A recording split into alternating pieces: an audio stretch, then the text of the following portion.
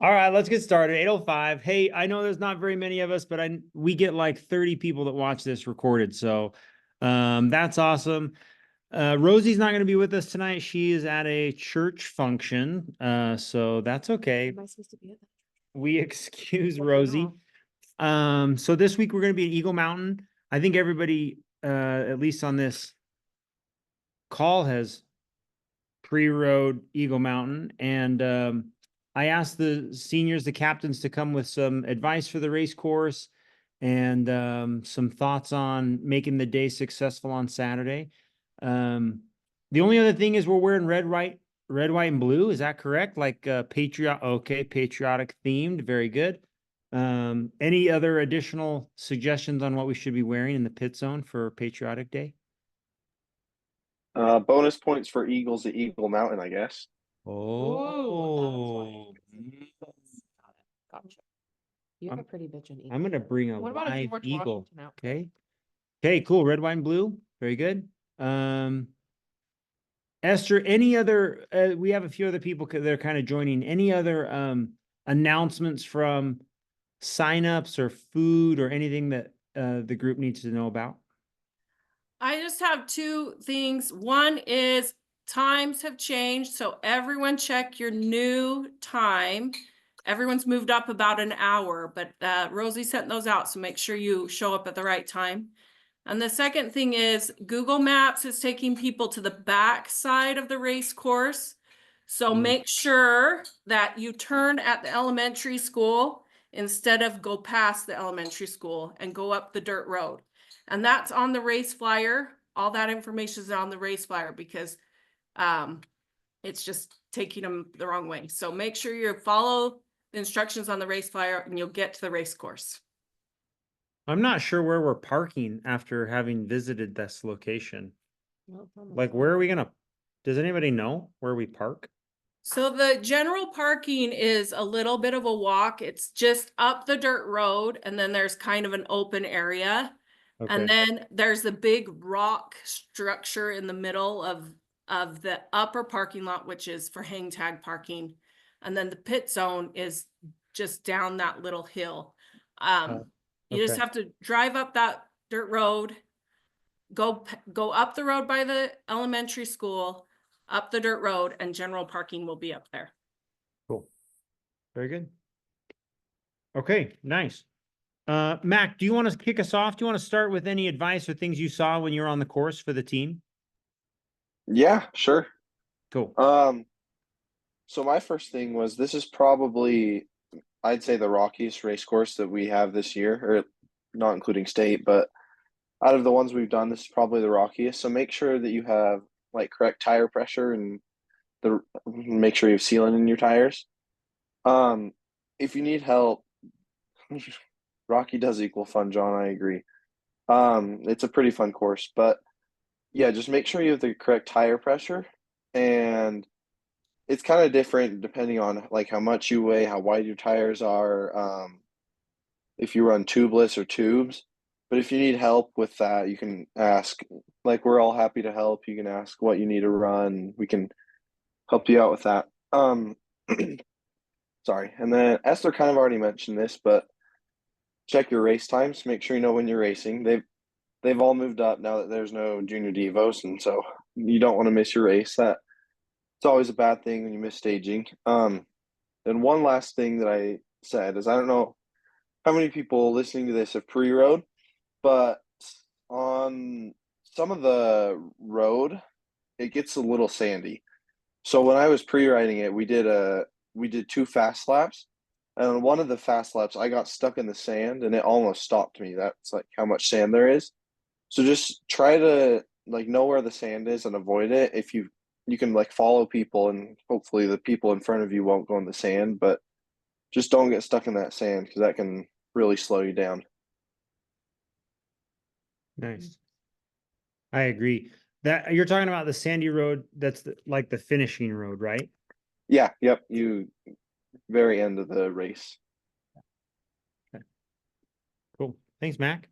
I don't think Marcus is with us, and I don't see Allie with us, but Eli, you want to go next? Sure.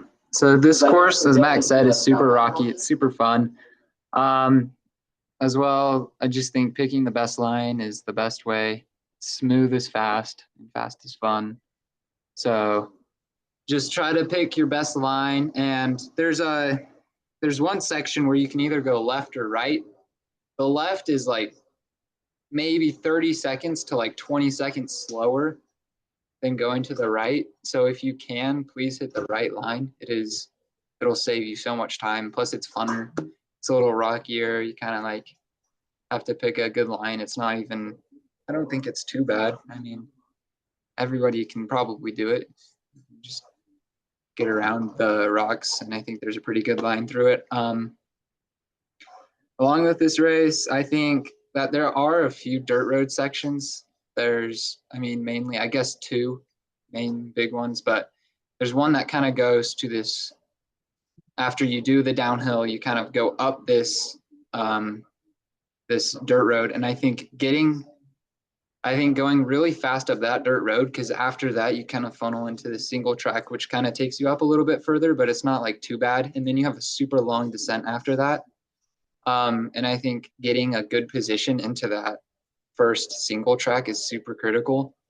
And you'll be able to maybe even stay ahead of everyone. And also on that downhill, if your technical skills are good, if your downhill skills are really good, you can just drop a little bit and be able to rest a little bit more after that dirt road. And there's a dirt road at the end of that downhill too, which is a lot longer. So if you can, even catch a group ahead of you, or maybe just stay with the group behind you, and then it funnels into the next single track, which kind of takes you up again.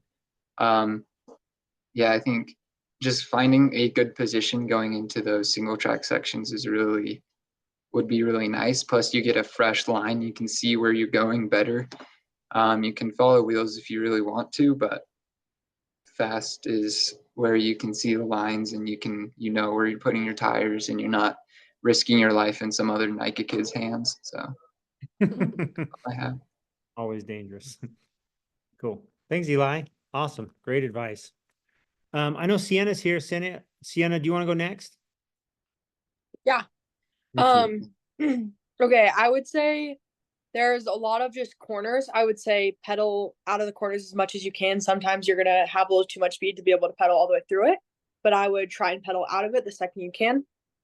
It's a lot rockier than any of the other courses, so I would say kind of find your line when you're pre-riding and really look at like what corners you can take tight, especially there's a road that you're going to kind of climb up, and a lot of those, like if you don't have people around you, you can really like, it's a super pretty windy road, but if you're able to like find your line through cutting, kind of keeping tight on those corners, I think that'll save you a lot of time.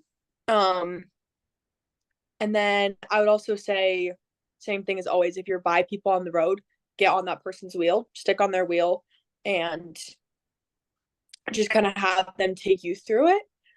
Because those roads, definitely, they're sandy, they're long, and they're not going to feel too good. But yeah, I think I also heard, I pre-rode it in the afternoon, it wasn't windy, but I think that Eagle Mountain is known to be pretty windy. So that drafting will definitely help. Nice. I think that's it. Thanks, Sienna. Awesome. I don't see Allie, and I don't see James. Is James with us? Okay. I don't know where James is. Okay. Luke, I know that you rode the course. We rode it last week. Any advice for these kids as a coach? Yeah, I think you guys really covered it. I think that really focusing on that first lap in terms of strategy, that initial fire road is really wide. So it allows for a lot of maneuvering, regardless of what position you start in. I think there's a lot of opportunity to improve your position going into that initial single track. Then you'll get a break. And then you might you'll either have an opportunity to pass in that kind of twisty double track, or try to prevent passes. And I think your position coming out of that onto that second fire road, you just you'll probably be able to just pace yourself from there throughout the rest of your race. Nice. I would also Cool. say one other thing is on the starting road when you're starting, try and start on the left side. When you're staging, if they give you the option, be on the left side because that's the side that the single track goes onto. So if it doesn't like funnel out and you don't have the ability to get over, try and stage on the left side. Great advice. Nice. Very cool. Okay, anybody else that's pre-road or that has any advice for racing Eagle Mountain? Anything that could help the team? Cool.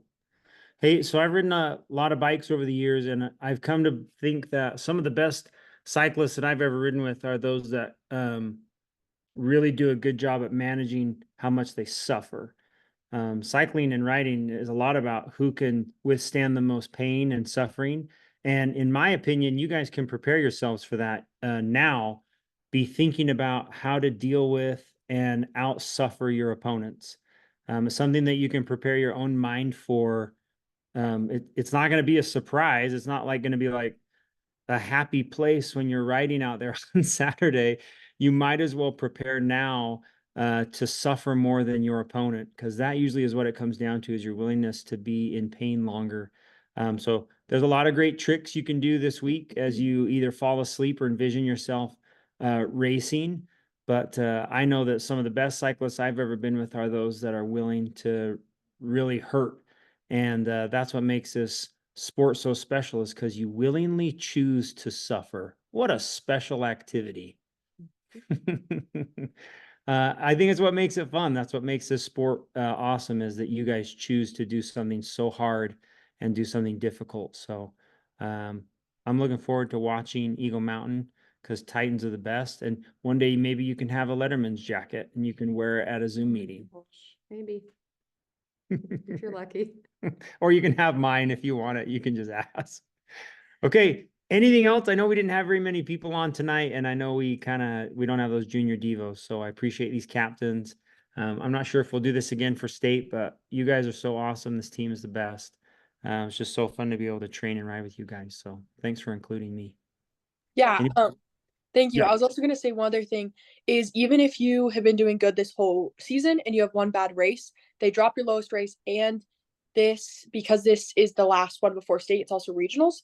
So they're going to do 2 different podiums. So even if you don't podium this time, but you've still been super high the rest of them, they'll drop that race and you will be on the regional podium, even if you are on this race's podium. So stay for podiums. Yes. Great advice. Thank you. We are most likely going to set up the pit zone on Saturday morning. So for those of you who are coming early for varsity or JVA or for boys or girls, we're going to need some help setting up the pit zone on Saturday morning. So What time, Esther? Like, are you gonna about 7? 7? Okay. Yeah. And we're going to set up the trainers first. And so the varsity boys can start warming up, and then we'll set up the rest of the pits. I heard the varsity boys are riding out to the meet. They're gonna ride out. Yeah. Matt? Manage your pain, guys. Manage your pain. Take Redwood. Okay, cool. All right, thanks everybody. If there's not anything else, then we'll see you Saturday. Thanks, guys. Thanks, guys. Thank you. Thank you. Thanks, Stu. Thanks. Bye-bye.